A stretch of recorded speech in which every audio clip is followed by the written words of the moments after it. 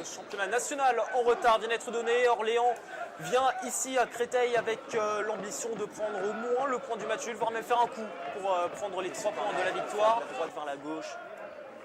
Thomas qui prend son élan, le corner, il est bien frappé, et c'est finalement renvoyé par la défense cristolienne, ça va revenir sur un joueur orléanais, et Mathieu Lafont va pouvoir finalement reprendre le ballon à l'entrée de sa surface, et essayer de rejouer dans la profondeur avec un attaquant qui est Bagali Dabo, qui arrive à déposer son vis-à-vis, Dabo toujours qui va écarter directement à gauche, il a essayé de rejouer avec Fanevandre et Tima, la passe a été manquée par Bagali de monter aux avant-postes.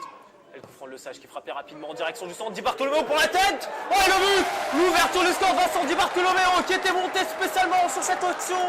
Et Vincent Di Bartolomeo tout seul au second poteau.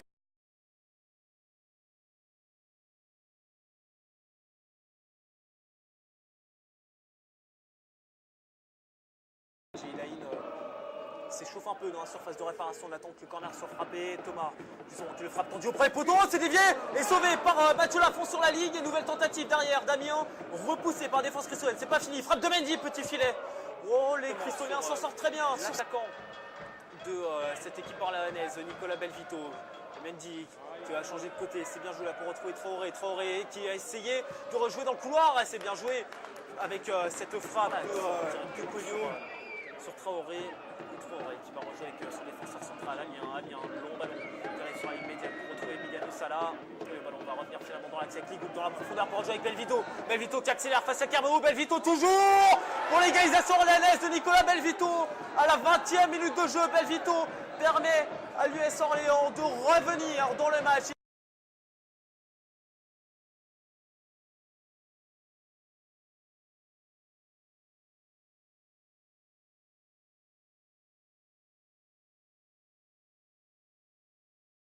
Face au FC Metz, équipe professionnelle qui va être distancée du côté cristolien. Et encore une fois, des passes manquées dans l'axe. Attention, Salah qui arrive dans la surface de réparation. Oh, la frappe de Salah qui va raser le poteau de Yann Carboriou. Et il va tarder finalement à lui passer le ballon. Diédhiou qui prend son temps, qui va centrer du gauche. Il va rejouer avec Pedro Oliveira. Le bon contrôle orienté. Et il va frapper le poteau Pedro Oliveira. Et le ballon renvoyé par la défense orléanaise. Contre Traoré. Les cristoliens repartent dans le couloir gauche avec Jaylain qui est contré, on va repartir vers l'avant avec maintenant Nicolas Belvito dans l'angle central pour rejouer avec Salah qui va effacer Dalisson de la Cruz, Salah toujours qui va accélérer plein axe, c'est bien joué, il peut rejouer avec Ligoul et Ligoul qui a vu que dans le couloir on pouvait aller rejouer très vite avec Collio qui va accélérer à entrer la surface, Collio qui va pouvoir centrer, le centre-tir qui va prendre le poteau de Yann Carboriou, il a tenté sa chance et il a bien fait, Guillaume Collio, et finalement son gauche par les frappes sur le permettre, ce sera Darcy qui feinte la passe courte sur le côté pour rejouer dans l'axe finalement avec Mendy, le ballon qui dans les pieds orléanais avec Mendy toujours, Mendy qui va effacer un joueur cristolien, il va tenter de effacer un deuxième, passe courte finalement pour arriver dans la surface de réparation de Belvito pour le 2-1 orléanais. Que c'est bien joué de la part de Mendy qui a continué son action, qui a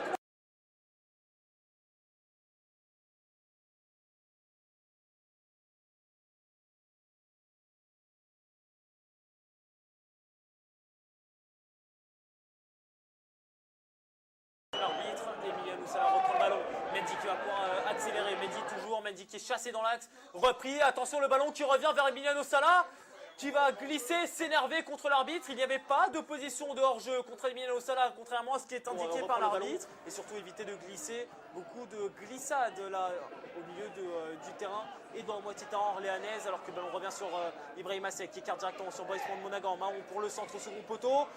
On va laisser filer pour finalement remettre le ballon. Le Sage, beaucoup trop orienté. Le Sage dans la surface de réparation. Le Sage qui a tenté la passe tendue au second poteau. 11e minute de jeu même. Finalement, on va décaler Dalisson de la Cruz pour une frappe en tête d'Acruz. Et Moreau qui a capté le ballon en 2 temps. Moreau qui était parti pourtant vers son second poteau. Il était parti à sa droite. Le ballon qui revenait à gauche. Moreau qui a pu bien plonger pour reprendre le ballon en 2 temps. Et la tentative cristolienne sur coup franc a failli permettre à l'USL de revenir au score. Attention, parce que Yann Carboriou prend des risques là avec Vincent Di Bartolomeo. Passer le ballon à Andrea Tina. Les cristoliens font vraiment le siège de la moitié de terrain adverse. On revient sur le côté droit avec Mathieu Lafont. Lafont pour le centre, direction de Seck. Seck avait tenté de reprendre le ballon. En première intention, de de Grégory Thomas et le ballon qui revient sur Mathieu Lafont. Jay Lane dans le couloir, Jay Lane qui flirte avec la ligne de touche, qui peut toujours jouer les 1-2 et c'est bien joué là avec Jay Lane toujours, qui peut rejouer avec Faeva Andreatima. Andreatima qui remet le ballon dans l'axe avec Jay Lane, la fin de frappe Jay Lane toujours. Jay Lane, il est bien pris par un défenseur analyse, il revient derrière avec la frappe de Faeva Andreatima qui va être capté. Ça va être finalement dégagé par Darcy directement sur Mendy et Thomas qui va accélérer. Thomas qui va prendre le couloir, Thomas qui accélère, Thomas qui va arriver directement à l'entrée de la surface de réparation avec Salah. Salah qui va essayer de déposer Vincent Di Bartolomeo. La passe en retrait pour Thomas et Thomas qui va manquer ce ballon. Thomas, il n'y a pas cru. Pris finalement par Mahon et Mahon qui peut rejouer avec Le Sage toujours, Le Sage au ballon piqué dans la surface de réparation pour Andreatima qui est dos au but, Andreatima qui va rejoindre en appui derrière avec Davison Dacruz qui laisse filer pour Jay Lane et Dupont il arrive tout de même à remettre le ballon à Lafont pour le centre vers la tête d'Ibrahim Sek qui est capté par Jérémy Moreau et Oumarou Diaby alors qu'on est dans le temps additionnel, la frappe et la raté, ça va raser le poteau de Moreau. 2-1 pour Orléans face à Créteil ici à Duvauchel. Le corner il est bien frappé, c'est envoyé par les 2 points de Moreau. Le ballon qui est mal renvoyé par un défenseur léanaise et Boris Monaghan qui rejoue avec le pressing de Salah et Yann Carboriou qui va pouvoir rejouer tranquillement avec Boris Monaghan. Mahon qui va essayer de mettre dans le paquet. Mahon qui est pressé, il va tout de même envoyer le ballon loin devant, ça va arriver sur les points de Moreau qui va le renvoyer directement sur Lafont. Le Sage à 100 mètres dans avec Le Sage qui va revenir, qui va faire l'essuie-glace pour les rejouer avec Oumarou Diaby toujours, et face à lui Lacuelo, le centre finalement de Mahon qui va partir au second poteau, et encore une fois c'est boxé. Andreatima, il va être un petit peu trop court pour remettre le ballon correctement à coéquipier. Moreau qui ne s'empare pas des ballons dans cette fin de match, il se contente de les boxer.